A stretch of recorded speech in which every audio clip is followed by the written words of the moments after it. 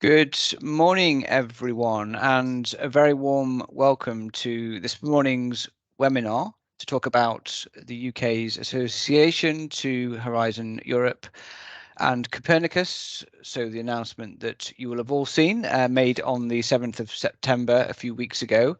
So I'm James McLaughlin. I'm the Regional Director of the UK's Science and Innovation Network. We're hosting this webinar jointly with Universities UK International.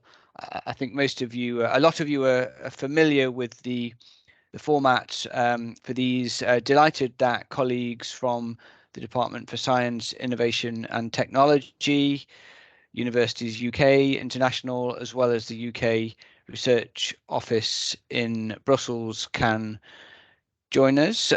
We'll proceed with the slides in a second, but I think three main purposes to this webinar. I think firstly, reminding everyone what Horizon and its programs are. I think most of you are probably already familiar, but we thought it'd be worth a quick recap. And then secondly, talk about what was agreed, so the key points of detail in the announcement from the 7th of September. And then thirdly, answer any questions that you may have and hear some feedback from you, and we'll have opportunity for a Q&A at once the formal presentation has finished. And then also just to say that this session is being recorded, so you'll be able to view it online afterwards, and also we'll be circulating the slides from this presentation in due course.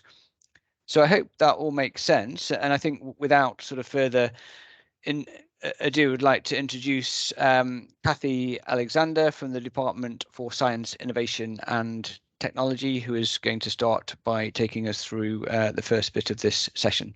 Thanks, Kathy. Thank you. Good morning. My name is Kathy Alexander. I'm the Deputy Director for Research, Talent and European Programmes, as James says, in the Department for Science, Innovation and Technology. And I'm really excited to be here with you this morning. I can see we've got a great number of people on the call, and I'm really pleased that you've been able to give up some of your first thing on a Monday morning session to come along and hear a little bit more about UK's association to Horizon Europe and what that means, and we'll do our very best to pick up on questions that you've got. We'll answer what we can today, and if there's others, we'll try and point you to where you can find the right sorts of pieces of information to help you with those. What I was going to do is just spend sort of, a few minutes just going over some of the kind of background as to what Horizon Europe is. I expect it'll be familiar to a lot of you, but we thought it was just worth starting by setting that scene, and then just a little bit of detail about what was agreed and announced, as James said, on the 7th of September, just over 2 weeks ago now, which has gone very fast. So just a little bit more details about that. Okay, so what is Horizon Europe? Well, most of you will know this already, I'm sure, but it's just worth recapping. Horizon Europe is the EU's framework research innovation funding programme, and it's the largest R&I funding programme in the world, with a budget of over £81 billion for the period 21 to 2027. So huge opportunities there, and I'm really pleased that we've been able to sort of announce our association to that now. Horizon has several sub-programmes, and each of these is designed to fund a specific type of research. There are three main parts of it, or pillars as they're referred to. So pillar one supports excellence in science and includes things like the MSCA, the ERC, amongst others. Pillar two focuses on supporting and solving global challenges through collaborative research. And pillar three supports business growth and competitiveness. And there are other parts of Horizon which also provide support for research infrastructure and widening participation. As you can see on the slides there, you've got key priority areas which include things like food, climate change, health, digital transport, space, energy, and many more beyond that as well. The great thing about Horizon is the programme is open to all types of organisations of all sizes. So really, really delighted we've got so many people with us today who are wanting to learn more and be part of Horizon Europe. We in the UK have got an excellent team of UK national contact points who are appointed to be able to offer expert advice on different aspects of the programmes and provide support to UK organisations on how to get involved and how to apply. And you'll be able to hear more from Christina who's speaking after me as to how to find those contacts and how to utilise those. So let me move us on. Just a few details really about what we have been able to agree as part of the association.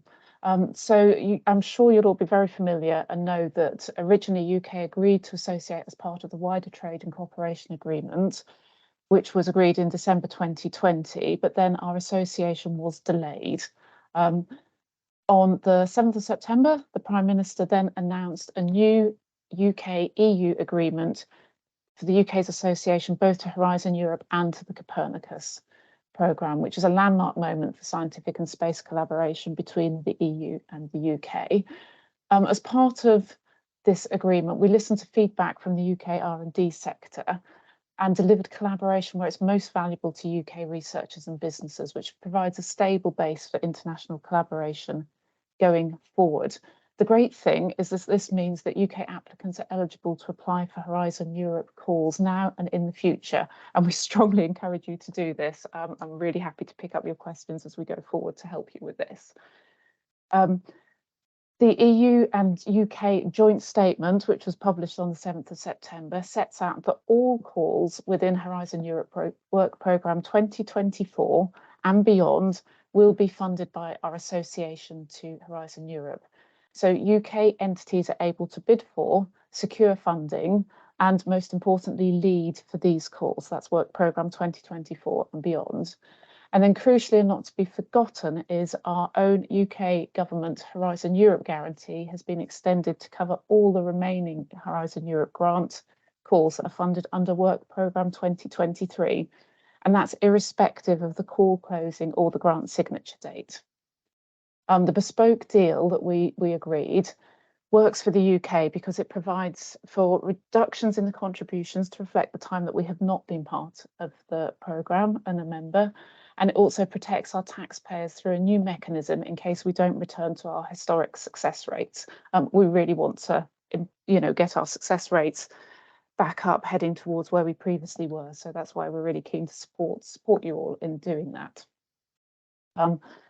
Having heard the representations from our cutting-edge domestic fusion sector, the UK decided not to rejoin the Euratom programme and instead announced plans to spend up to an additional £650 million on supporting the cutting-edge fusion programmes over the same time period, subject to business case approval, so cementing the UK's commitment to developing low carbon energy.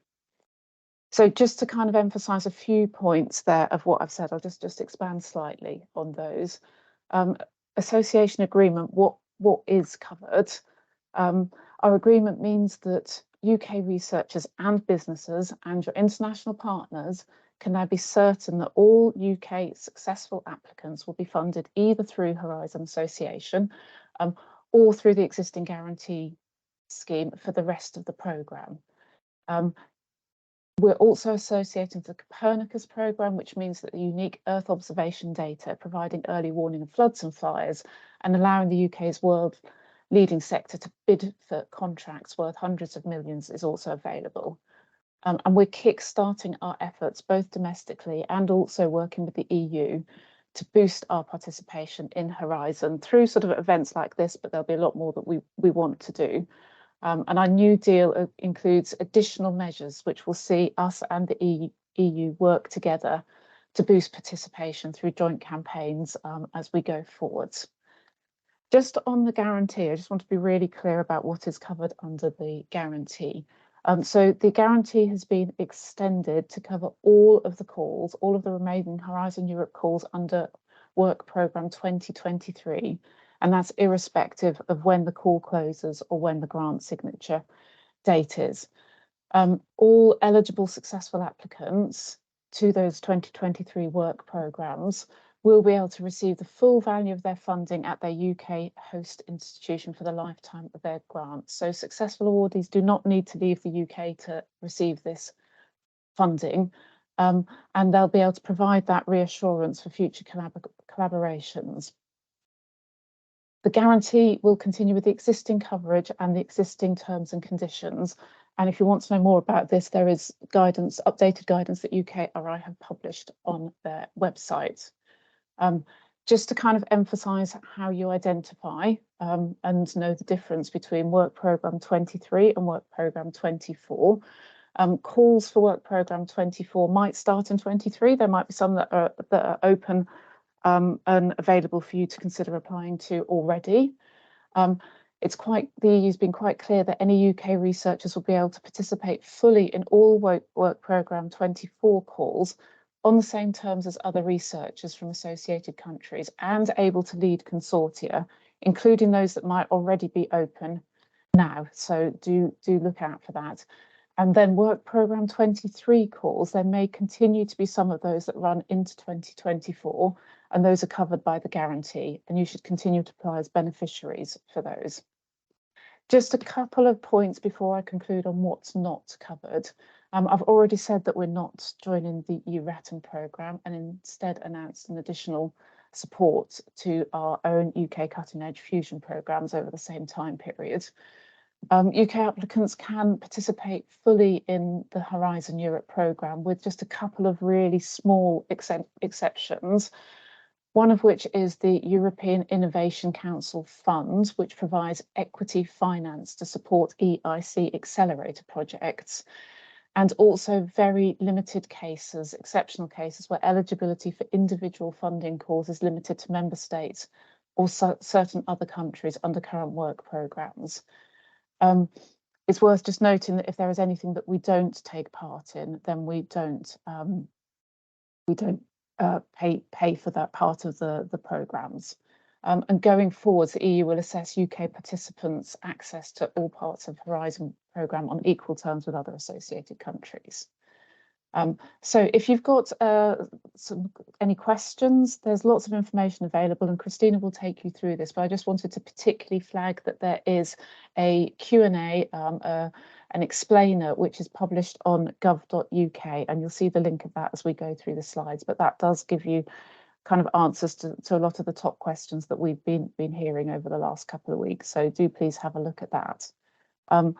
Thank you for your attention this morning. I'm going to pause there and hand over to Christina and then look forward to picking up Q&As at the end. Thank you, James. Thank you, Kathy, for that really clear presentation, and also really do encourage people to look at the Q&A and the other resources online. Great, so we'll now hand to Christina from the UK Research Office, who's going to talk a little bit about their work in Brussels going forwards on Horizon Europe. Thanks, Christina.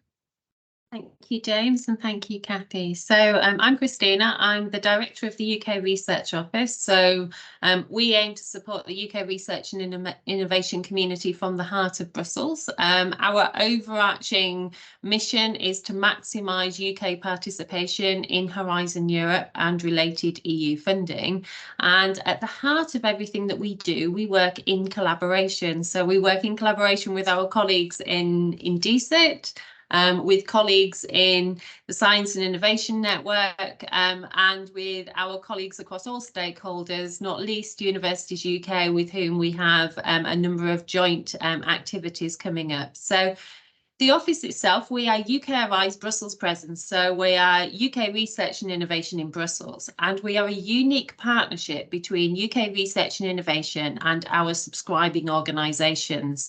So we provide advisory services to our members, so over 140 subscribing organisations, with the aim of helping both UKRI colleagues and our members confidently navigate the programme, making informed decisions about participating in EU programmes, and also up until this point, and thank you to everybody for all of your strong collaboration with us in helping everybody navigate the uncertainty up until this point, where we've been able to associates. So I'm really delighted that we are now in a position where we're able to work on our Plan A, as well as providing our advisory services, which range from our UCRO portal, the events that we run, and the activities that we do in Brussels. A large part of this includes supporting the continued UK collaboration and engagement with policy developments.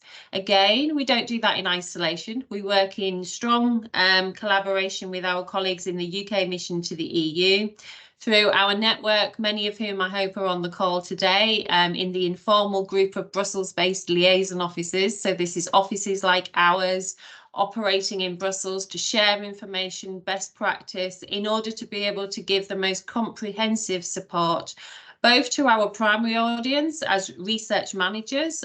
So any research manager working in the UK, we aim to help you support your researchers and your community. And we are also an integral part of the UK National Contact Point family. So run from our office, we lead on the National Contact Point help desks for the European Research Council, the Marie-Skłodowska Curie Actions, and more recently, the widening participation areas of Horizon Europe. We also work in close collaboration with our colleagues in DCIT to promote the cost actions, and I'll say a little bit more about those in a moment as a way of being able to build your networks.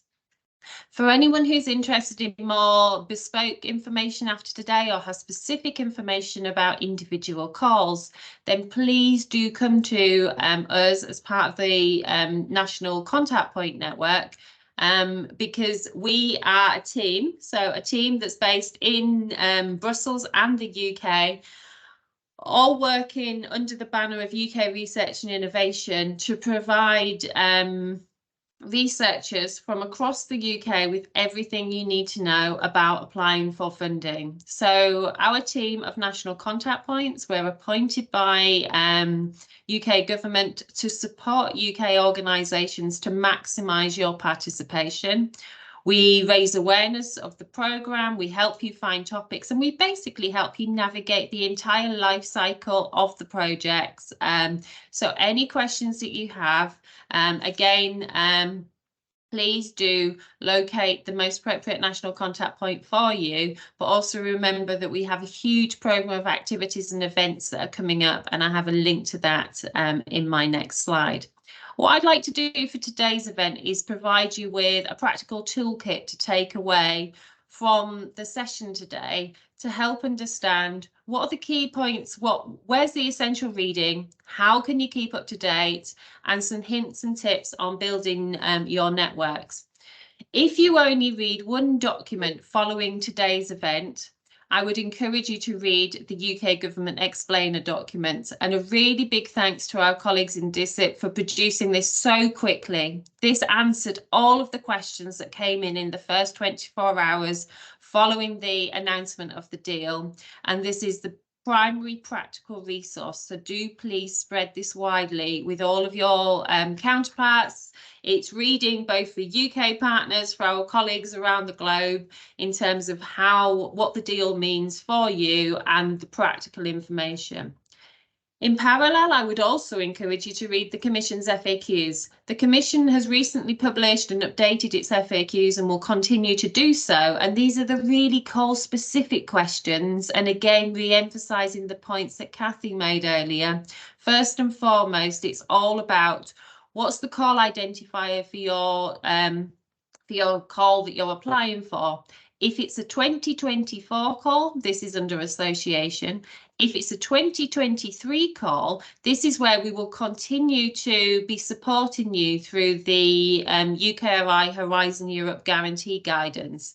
And my team in Brussels works really closely with Ben Williams' team, who you'll have seen in previous events, on the Horizon Europe Guarantee, and we'll be continuing to update guidance as we go along, but their most refreshed guidance is available in this link.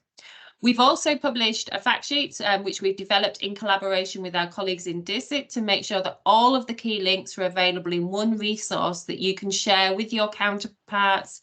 This is open for everybody. And again, any feedback on this, do come back to us. And similarly, in terms of the questions coming from the UK universities, Universities UK has also published an updated FAQ on Horizon Europe. So there's your essential reading in terms of the starting points. But what's most important is that everybody continues to keep up to date with what's happening. UK Research and Innovation, we provide a dedicated webpage that provides the central point as to where everybody can get access from, whether you're an innovator, a researcher, a research manager. And again, we'll continue to be updating this. If you work in an organisation that subscribes to UPCRO, so our team, please do register for the UPCRO portal and take advantage of all of the events, the webinars and the bespoke advice and guidance that we provide. And we work in close collaboration with our colleagues in Innovate UK and the Innovate UK Knowledge Transfer Network, who provide the central point for the UK through the Horizon Europe Hub, where you can also have links, for example, to last week's webinar that our national contact points ran, including the recordings of this. I'd encourage everybody on the call, and whether you're coming from the UK, please do sign up for our regular newsletters and updates from our national contact points. All of our national contact points work closely with national contact points from other countries, and again, they will have a similar sort of setup. But our newsletters and updates and events are open to everybody. In terms of building your networks, and this is a top question that keeps coming through to us at the moment, is how can you really build your networks to make the most out of Horizon Europe? I would encourage everybody to consider taking part in the Horizon Europe Information Days. I've provided the direct links. Some of those events have taken place this week, many are recorded from the past months, but there's a whole programme taking place over the coming weeks and months. Similarly, the European Commission is also running a number of dedicated sessions on lump sum funding, managing your grant agreement, and all of the practical information that you need. I'd like to take this opportunity also to raise awareness of the opportunities under the European Cooperation for Science and Technology, the COST actions, and I've included a link. And the best thing about being involved in the COST actions is this is a really good way not only to build your networks, but also to take part in some of the latest policy discussions relating to your own individual areas. And finally, I would strongly encourage all researchers and innovators, wherever you're from, whatever stage in your career, to consider signing up as an expert evaluator to really find out the nuts and bolts of what makes a successful programme, but also, again, to reinforce and build those networks. So thank you. And I'll be happy to answer any questions that come up in the Q&A session.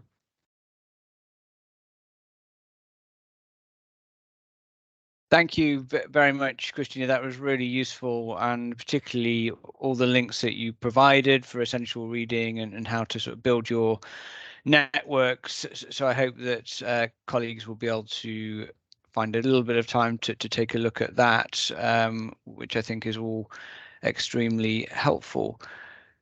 Great. So that's the end of the sort of formal bit of this presentation. So we now thought we'd move to the question and answer session. So please do continue to put through your questions online, and we've also had a few questions come in advance. So perhaps to sort of kick things off with two questions. I think the sort of first, and I think we've covered a little bit of this already, but maybe just for clarification, I think a question in terms of when this agreement comes into force, and the person is asking why can't the agreement be effective immediately. They are in the grant agreement preparation phase, and the project is scheduled to start on the 1st of January. So I think quite a lot of work possibly caused by the delay. So I think sort of one question there around that, and the key difference between projects this year and into next year. And then secondly, a question around leading proposals, and can UK institutions lead proposals and projects from now on? And also in particular, what about calls that are currently open? So I think some clarification around that might also be useful. So perhaps Kathy, I'll sort of turn to you first, if that's okay, and then also bring in Christina and Peter Mason from Universities UK. Thanks, Kathy. Thank you, James. Quite a few things in there. Let me try and pick up on all of those, and then Christina and Peter can add or pick up any points of detail that I haven't covered. So in terms of the timescales, I understand the kind of why isn't this instantaneous sort of question around that. There has, as you will have been aware, there's been an ongoing period where the UK and the EU were in negotiations over association, and the conclusion of that was that we are associating for the 24 work programme onwards for the remainder of this Horizon Europe programme. So that will take effect from the start of from 1st of January 2024, but obviously it covers all calls that are within Horizon Europe's work programme 24. And the way that that works is that there are some calls that will be open already or about to open and will be opening throughout the autumn, and then that will obviously carry on into next year, which is why it is a little complicated in that it's not just tied to that specific date.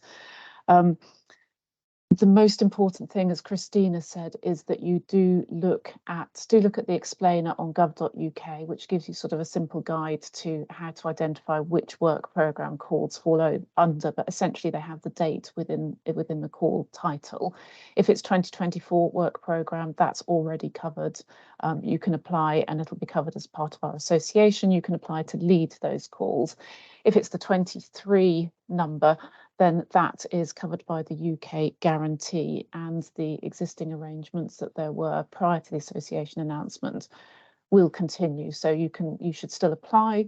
You can't apply to lead those calls, but you can still apply to be there as a beneficiary. It will go through the EU evaluation process, and all successful calls can then be funded through the UK guarantee scheme through the UKRI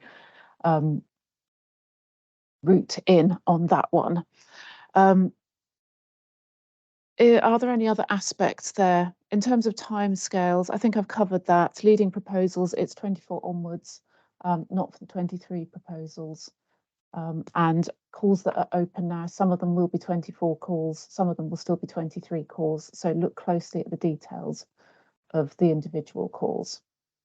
Thank you. I'll pause there, and Christina, Peter, do come in with any points of detail that you think I've missed or you want to explain perhaps better than I've done. Thanks, Kathy. I think that was a really clear and helpful answer, but Christina, Peter, do come in if there's anything you wanted to add. I think a little bit linked to that, Kathy, that there's a question here about applicants of 2023 calls who are applying as a coordinator, and in the guarantee guidance it says that they could still apply either as a partner and a coordinator, but I guess the question is the message that the applicant should not lead consortia this year, but instead wait until 2024. I mean, again, I think we've touched on some of this already, but any sort of clarification you can give there, I think, would also be helpful. Yeah, thank you. Unfortunately, no, we can't. UK applicants can't apply to lead consortia projects under the 23 work programme. That has to wait for calls that are under 24 work programme, just to kind of really emphasise that point, there are lots of calls that are opening already. So actually our assessment was that the majority of calls that will now be opening, even right through till the end of the year, will be under the 24 work programme. So those ones, yes, you're eligible to apply to lead as a coordinator, but not the 23 work programmes. Thank you. Great, thanks, Kathy. Peter or Christina, did you want to come in on that? Excellent. So let's carry on with a few more questions. I think we've had one or two on Euratom, and I think, as Kathy explained, we announced in the agreement that we'll be taking forward our own domestic energy fusion program. But I think there's a slightly more detailed question that's come through around should the UK be involved in current and future Euratom applications as a non-associated country? Does that imply that that UK institutions will participate as a partner, providing a breakdown of costs without requesting that funding? So Kathy, appreciate that's quite a detailed question there on Euratom, but anything that you can clarify there on that? Yes, I probably can't get into the full detail of what's covered in that question, but we haven't associated to Euratom. We are not associating to Euratom. So at the moment, if you're able to apply, you would have to do that as a third country. In terms of the real specific details about the kind of the core breakdowns, I'm afraid I'm not familiar with that. Great. Yeah, thank you. And then I think there's a sort of link question around the guarantee in Euratom, and obviously some of the Euratom calls were included under the guarantee before the agreement was signed. So yeah, I guess what are the implications of that? And will any of those calls still be funded through guarantee funding?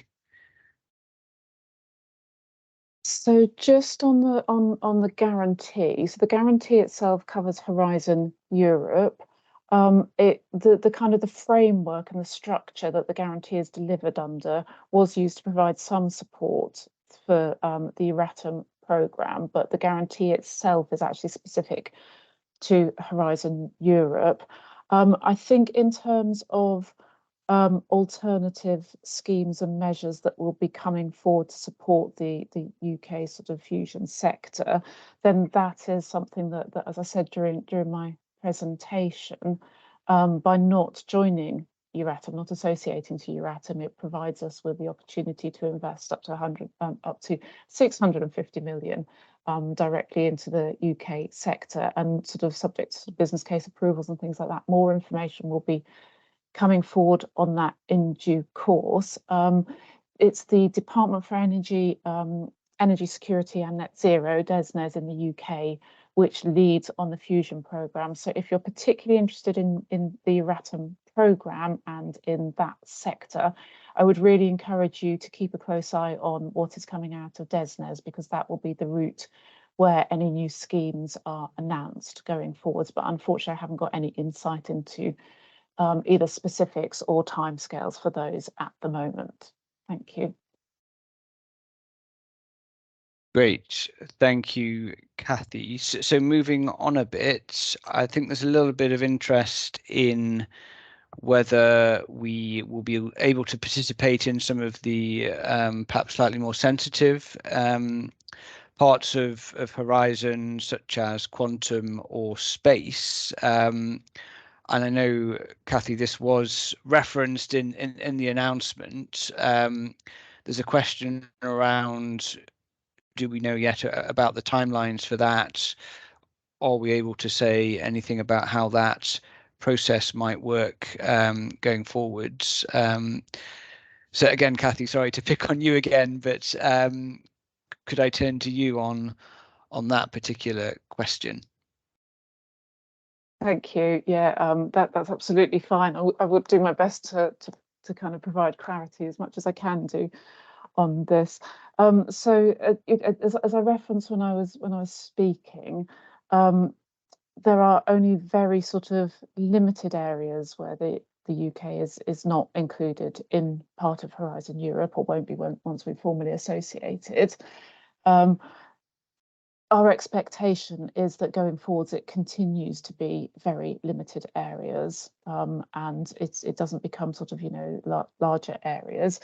And one of the things that we have agreed with the EU is that they will assess UK participants' access to those parts of the Horizon Europe programme on equal terms with other associated countries. So I can't give absolute clarity on things that will be coming in the future, but I can give that as a reassurance of the position that we've agreed with the EU, and that was referenced in our joint statement that was published with them on the 7th of September. You can also look back at that if you want to see kind of the specific wording that was said at that point. Great, thank you, Kathy. I think we've also had a few more questions that are perhaps slightly more technical. So I think there's one from someone who represents a UK registered charity, and they participated in the predecessor program to Horizon 2020. So a question around, will their registration remain valid for Horizon Europe, and is there any action that they will need to take as a result of this agreement? I don't know, Kathy or perhaps Christina, if that's one that you could pick up on. Thank you, James. I'm happy to come in just to confirm that if you were registered and you had a participant identity code, so a PIC number for Horizon 2020, this will continue to remain valid in Horizon Europe, and there is full guidance available if you need to update any of the main contacts that are included within this. Thank you. Great, thanks, Christina. And while we've kind of got you there, maybe just a couple more slightly more technical questions. Sorry, just trying to find it again on my screen. And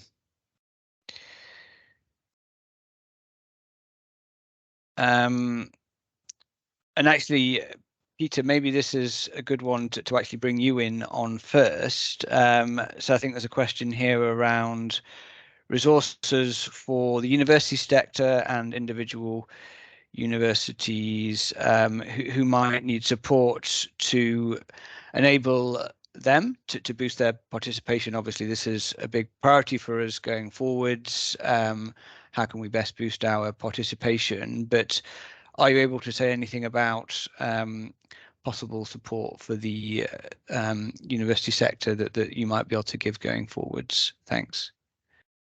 Thanks, James. Yeah, so I mean, firstly, just to briefly introduce myself, I'm Peter Mason, Head of Global Research and Innovation Policy here at Universities UK International. I think a lot of the people on the call will remember me from the various webinars that we've done on Horizon over the years. So pleased to be here, with good news to discuss.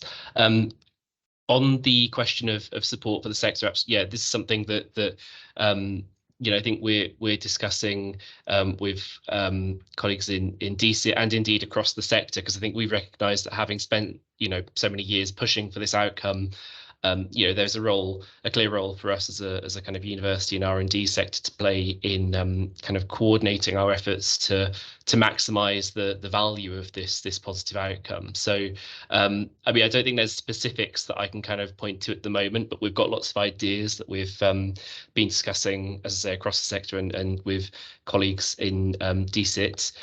So I mean, I think it's probably just a case of watch this space. But if anyone has any particular ideas for for particular resources or activities that would be useful, then my contact details will be shared at the end. The other thing that I should mention, and I think a slide will go up with more information about this event at the end, is that we've already got a date in the diary in January, on the 30th of January, for an event aimed at the UK kind of research manager community, in collaboration with Christina and colleagues at the UK Research Office in Brussels.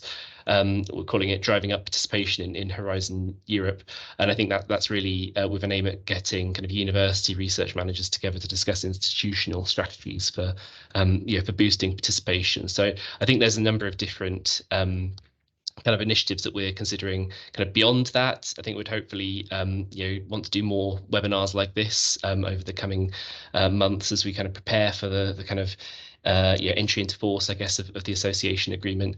But yeah, I mean, it's definitely something that we're thinking about very actively. Thank you, Peter. Really helpful. And yes, I think there are lots of events already going in, and I think Christina also gave some links to some information about how you can look to expand your networks. We've also got the national contact points, and very much the role of the Science and Innovation Network going forward is going to be around helping people make connections, spotting opportunities for collaboration. So I think hopefully there's lots of routes for participants on this call to sort of start exploring going forwards. Great. So maybe just a couple more questions, and Christina, I think hopefully you might be well placed to answer these. I think firstly a question about a project with a 2023 call, and if the beneficiary is leaving the project next year, could that UK participant enter the consortium as a full beneficiary following this agreement? So could I hand to you on that one? I think we may have one other technical question that I'll also try and find while you're answering that one. Thank you. Thank you. So for the work programmes for 2021, 2022 and 2023, these will be covered for the UK part from the UK guarantee. So any UK participation under these will be subject to the rules of the UKRI Horizon Europe guarantee. So if you do have specific questions relating to an individual case on a project, then they have their own team of help desks who we work really closely with, who will be able to help get back to you regarding any details relating to an individual call. But just in brief, anything that's covered under the first 3 work programmes is funded by the UK participation, is funded by the UK guarantee for its lifetime. In response to a question that came up earlier, so I'll just pick up on this, the Commission was really clear that the UK during this delay period could continue to apply as normal up until the point that the and it was all based on whether we associated before the grant agreement signature. And that was the standard guidance that we've all been using. So you can prepare your bids and apply as normal. There's a next stage, and we covered this in one of the earlier webinars, which is once you get the funding for any of the work programmes under the first 3 work programmes. So if you're currently in train for a 2023 work programme call, you would still need to go through what's called the grant agreement preparation process. And we have resources which I didn't include on the slide, but we'll make sure that they're sent out in the follow-up email for anybody who's going through this grant agreement preparation stage, so that you know what to do and how to change over the grant. This does mean that if anyone had applied as a coordinator for these first 3 calls, they wouldn't be able to formally take the position as a coordinator in the call itself once the grant agreement was signed, and that will still stand for the 2023 calls. But there are many ways in which, even if you're not formally the coordinator, there are still possibilities to lead work packages, to work with the rest of your consortia to decide how can you best organise the overall leadership of the project, and that still stands. But from a legal basis, the UK wouldn't be able to coordinate calls to the 2023 calls. So that is a bit of a nuance following the announcement, but just to be really clear that that was the guidance that we've all been working from up until this point. So I hope that helps clarify that question. And again, any questions relating to this, please do go to your national contact point, or for UCRO members or Universities UKI members, then you know where to find us. Thank you. Thank you, Christina, really helpful. And perhaps a little bit linked to that previous question, we've had a further one asking, are there any special rules for the development of Horizon applications where the lead institution is based in another EU country and that application includes UK researchers? Are you able to come in on that question? Thanks. Okay, thank you. So if this is the 2023 call with a call identifier of 2023, the UK partner would work with the rest of their consortia to make sure that the UK partner still applies as a beneficiary to that call. That's really important. And the reason that that's important is it's the grant agreement award letter, which is then used to determine the UKI guarantee amount. So UK applicants to 2023 still need to apply as a beneficiary working with their consortia. They still need to request EU funding at that stage, at the application stage, because it's that funding amount that then becomes the award that they receive from the guarantee funding. So it is confusing. And again, this is why if you've got any particular questions at the time of application, do get in touch.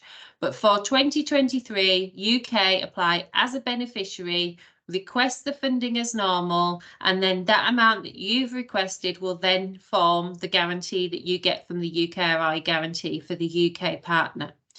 For projects with the 2024 call identifier onwards, you would apply as an associated country. So that means you're on the same terms as other associated countries and member states. So you would fulfill the minimum number of eligible countries for the call. So you would be counted as one of the minimum numbers. You would also be able to lead the consortia, not only at the application stage, but right throughout the project. So that for the 2024 calls, this is business as usual in terms of applying for EU funding, and the funding for all the partners, including the UK, from the 2024 call will come from the European Commission. Thank you. Thank you again, Christina, really helpful. Great. I think we've had one question asking about when the formal agreement will be signed. Obviously, we had the announcement on the 7th of September and the publication of the joint statement with the European Commission. But Kathy, would you be able to say anything about the plans for formal signing of the agreement? Thanks. I can certainly say something, although I can't give you an exact date. So obviously, you will understand that we had the political announcement of the agreement and the publication of the joint statement on the 7th of September. There is then a process to go through on both sides to sort of formalise that agreement, and that is something that we are already back in dialogue with the EU about, and we will be taking that forward. We don't have a set date as yet on that, although of course we are progressing that with the due pace and priority that I'm sure you would expect and imagine that we were doing that on. So it's kind of watch this space, but once we're able to do that, we would be able to do that. James, while I've got the floor, I might just pick up on another slightly related question that I spotted whiz past, and there are lots of questions, so thank you very much everyone for all of those, and apologies in advance if there are some that we don't quite manage to get to. A question looking forward to the next multi-framework programme as well, and asking about UK government's intentions on that one.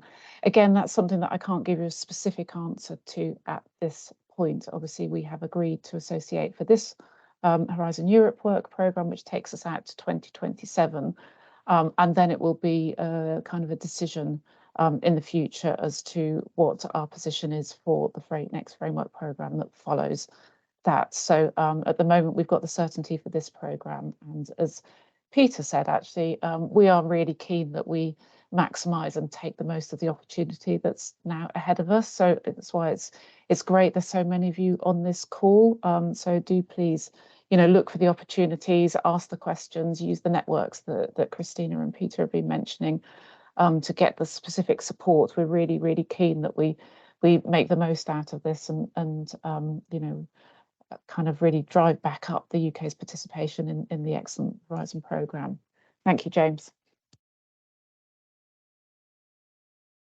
Thanks, Kathy, for picking up both of those questions for us. We've got 10 minutes left, I think, and conscious we have had quite a few questions, for which many thanks. I just thought I'd also turn to both Peter and Christina to see if there's any points that they wanted to pick up on or clarify based on what we've discussed so far, and indeed the questions that have been coming in. So perhaps Peter first, and then I'll turn to Christina.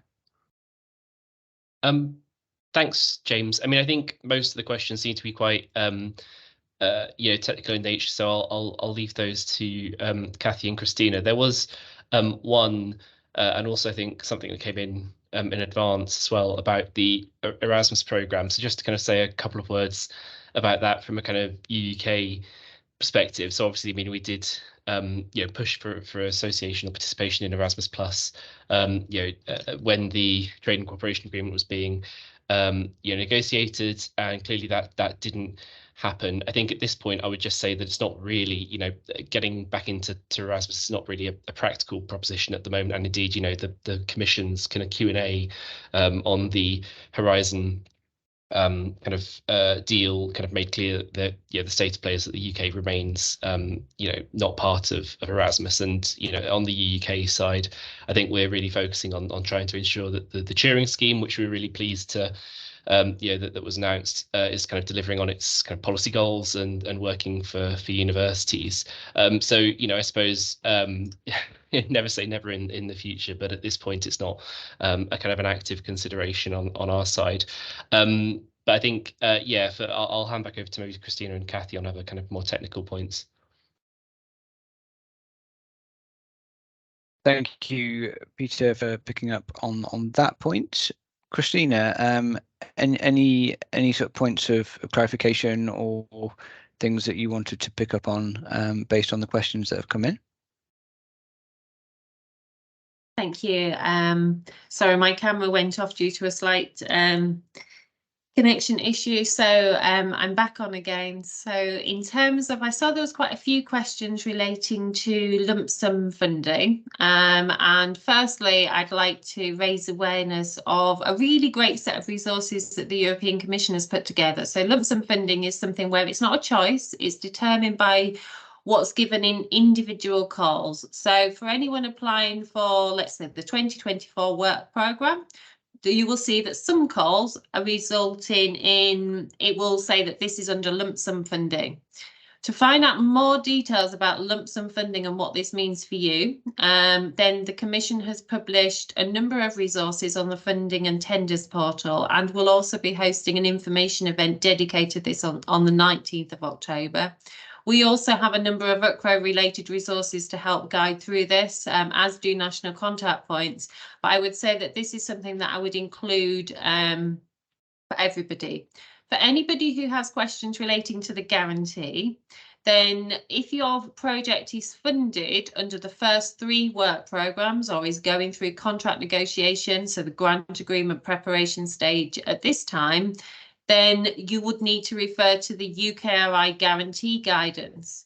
So here, UK partners who are under a call with lump sum funding would be funded by UKRI on the same quarterly claims basis as standard.